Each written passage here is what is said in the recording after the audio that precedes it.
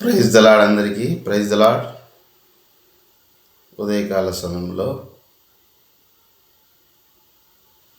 9వ తేదీ 3వ నెల 2026వ సంవత్సరం. ఈరోజు దేవుని యొక్క వాగ్దానం ఏంటి అంటే యెహెజ్కేలు గ్రంథం 34వ అధ్యాయం 26వ వచనం. ఋతువుల ప్రకారము వర్షము కురిపించెదను, దీవెనకరమగు వర్షములు కురియును. దేవుని యొక్క మహాకృప మన మీద ఎంతగానో ఉందని దీన్ని బట్టి మనకు అర్థమవుతుంది. ఋతువుల ప్రకారము వర్షము కురిపించెదను, దీవెనకరమగు వర్షములు కురియును. అంటే అర్థం ఏంటి? మనము హ్యాపీ ఫీల్ అవుతాం కదా, దేవుడు ఋతువుల ప్రకారం వర్షం కురిపిస్తాడు, దీవెనకరమైన వర్షములు మన మీద కురుస్తాయంటే చాలా హ్యాపీ మనకు. అయితే ఇక్కడ మనం దేవుని వాక్యాన్ని క్షుణ్ణంగాను, తర్వాత ఆయన యొక్క మనస్సులో ఏ విధమైన మాట మాట్లాడుతున్నాడు అనేది మనం గమనించాలి. అట్లా గమనించకుండా మనం దేవుని వాక్యాన్ని చదువుకుంటే, మనకు అనుకూలముగా దేవుని వాక్యాన్ని మనం మలుచుకుంటే చాలా ప్రమాదం.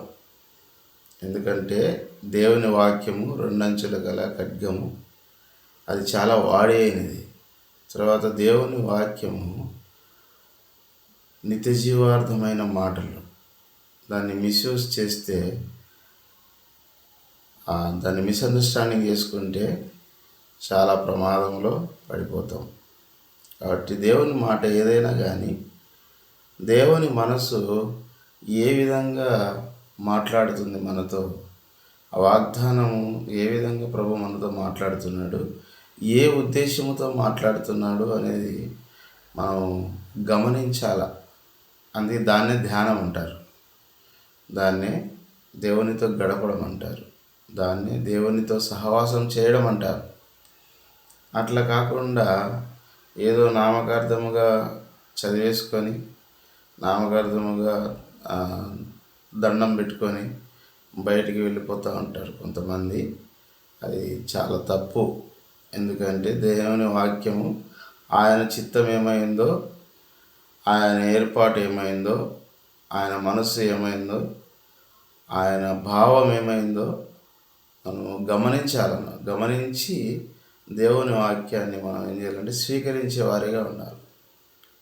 అట్లా గమనించకుండా కొన్ని హెచ్చరికలను మనం గమనించకుండానే త్రోసివేసే వారంగా ఉంటాం, తృణీకరించే వారంగా ఉంటాం, దాటుకొని వెళ్ళిపోయే వారంగా ఉంటాం. కొన్ని దీవెనల ఆశీర్వాదాలు మనం గమనించక పోగొట్టుకున్న వారముగా చాలా వరకు ఉంటాం. ఎందుకంటే దేవుని ఆజ్ఞలు అనేటివి, దేవుని వాక్యం అనేది, దేవుని వాక్యము ఆజ్ఞతో కూడినది, దేవుని ఆశీర్వాదములు అనేది ఆజ్ఞతో కూడుకున్నవి, దేవుని దీవెనలు అనేటివి ఆజ్ఞలతో, దేవుని మనస్సు యొక్క ఆంక్షలతో కూడుకొని ఉంటాయి.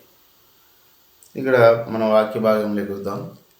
ఏమంటే, ఋతువుల ప్రకారం వర్షములు కురియును, కురిపించెదను,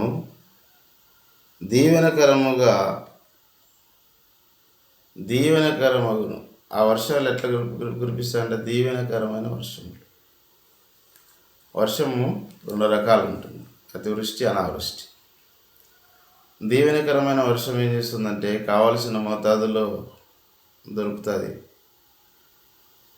నష్టం చేసే వర్షం ఏం చేస్తుంది, పడతానే ఉంటుంది. పడి పడి పడి రోడ్లు కోసిపోతాయి, పంటలు నష్టమైపోతాయి, బిల్డింగ్లు కూలిపోతాయి, ఇండ్లు దెబ్బతింటాయి, చాలా వరకు పైకప్పులు దెబ్బతింటాయి, చాలా వరకు మనిషిని నష్టపెడుతుంది వర్షం. అయితే తగినంత వర్షము అంటే దీవెనతో కూడిన వర్షం కదా ప్రభు చెప్తున్నాడు. దీవెనతో కూడిన వర్షము ఏం చేస్తుంది అంటే మనిషికి ఆరోగ్యాన్ని ఇచ్చేది గాను, తిండి ఇచ్చేది కానీ ఆశీర్వాదకరంగానే ఉంటుంది. కాబట్టి ఉదయకాల సమయంలో దేవుడు మాట్లాడేది ఏంటంటే వర్షము కురిపిస్తాడు ఋతువుల ప్రకారం, అది కూడా దీవెనకరమైన వర్షములు. ఇది చాలా ప్రాముఖ్యమైనది. దీవెనకరమైన వర్షము కురిసినప్పుడు అది ఆ దేవుని మహిమార్థమై ఉంటుంది మనిషి జీవితంలో. మనిషి జీవితాన్ని కూడా మనం తీసుకోవచ్చు దేవుని మాటను. మనిషి జీవితంలో అతిగా సంపాదించేస్తే అది ఏమైపోతుందంటే అంత దీవెనకరంగా ఉండదు. దాని ద్వారా ఎన్నో నష్టాలు జరుగుతాయి. అయితే దీవెనకరమైనది ఏం చేస్తుందంటే ఆరోగ్యదాయకంగా ఉంటుంది.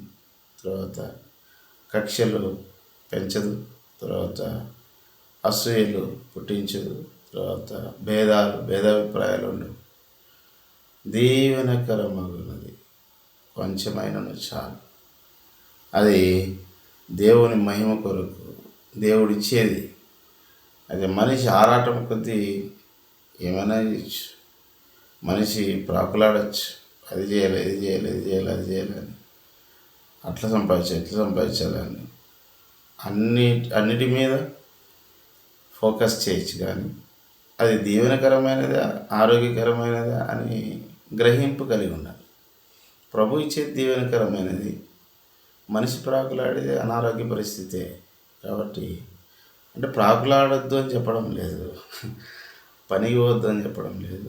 వెళ్ళాల మనిషి దేవుని దీవెన కొరకు, దేవుని ఆశీర్వాదం కొరకు, దేవుడిచ్చేటువంటి ఋతువుల ప్రకారం ఆయన ఇచ్చే అంచెలంచెలుగా ఆయన ఇచ్చే ఎదుగుదల కొరకు మనుషుడు ఇష్టపడాలా, కష్టపడాలా, దేవునికి నమ్మకంగా ఉండాలా, మనుషులకు కూడా నమ్మకంగా ఉండాలా.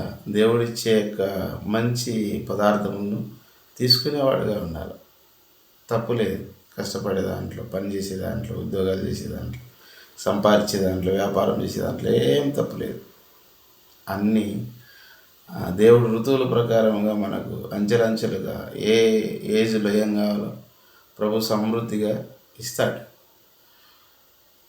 అయితే నేననేది ఏమంటే దేవుడు మనకు ఇచ్చినటువంటి ఆ దీవెన ఏదైతే ఉందో దానికన్నా అధిగమించి కావాలనుకోవడం పొరపాటు. అదే దాన్ని అంటారు అతివృష్టి అంటారు. రోడ్లు తెగిపోతాయి, కుంటలు తెగిపోతాయి, చెరువులు తెగిపోతాయి, తర్వాత నివాస యోగ్యమైన ఇండ్లు కూడా నానిపోయి దెబ్బతింటాయి, పంటలు నష్టపోతారు. చాలా మటుకు అతివృష్టి అనేది చాలా బీభత్సం తయారు చేస్తుంది. మన జీవితం కూడా అంతే. మన జీవితంలో అతిగా దేవుడు దీవెనలు ఇచ్చిన ఋతువుల ప్రకారం అవి కూడా దీవెనకరముగా వర్షములు కురిపిస్తానన్నాడు. అంటే అనేది కాదు, హెల్దీ రైన్ అంటే ఆరోగ్యకరమైనటువంటి సంపాదన, ఆరోగ్యకరమైనటువంటి వాతావరణం, ఆరోగ్యకరమైనటువంటి వర్షం. దీన్ని మించి మనం కోరుకుంటే అది అతివృష్టి.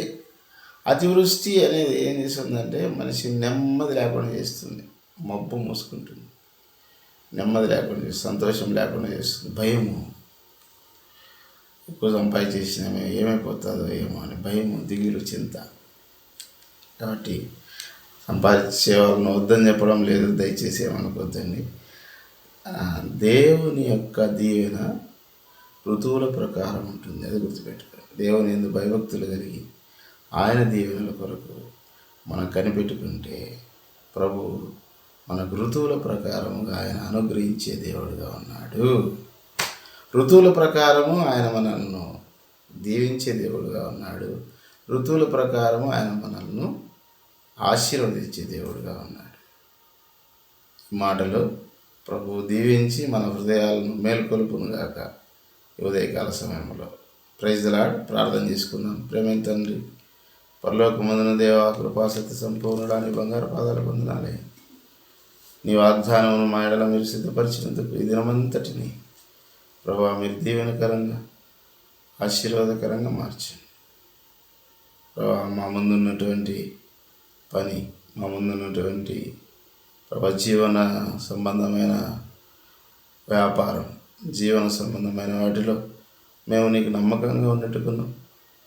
ప్రభా మీ దీవెనలు పొందుకున్నట్టుకు సహాయపడమని వేడుకుంటూ ఋతువుల ప్రకారం అంచెలంచెలుగా మేము ఎదుగునట్లుగా ప్రభా తండ్రి నిశ్చితానుసారముగా ఈ లోకంలో నీకు మహిమ కొరకు జీవించినట్లుగా ప్రభా మేము చేసే ప్రతి పనిలో ప్రభా ఉద్యోగస్తులకైతేనేమి, పని చేసుకునే వారికైతేనేమి, వ్యాపారం చేసుకునే వాళ్ళకైతేనేమి, వ్యవసాయం చేసే వారికైతేనేమి కావాల్సినటువంటి తెలివితేటలు, కావాల్సినటువంటి బలము, కావాల్సినటువంటి ప్రభా యథార్థతను మీరు అనుగ్రహించమని వేడుకుంటూ యేసుక్రీస్తు ప్రభా ఈ దినమంతటిని దీవెనకరమగు వర్షములు ప్రభా మా మీద కురిపించమని వేడుకుంటూ యేసయ్య పరిశుద్ధ నామమున ప్రార్థించి స్తుతించి అడిగి వేడుకుంటున్నాను తండ్రి.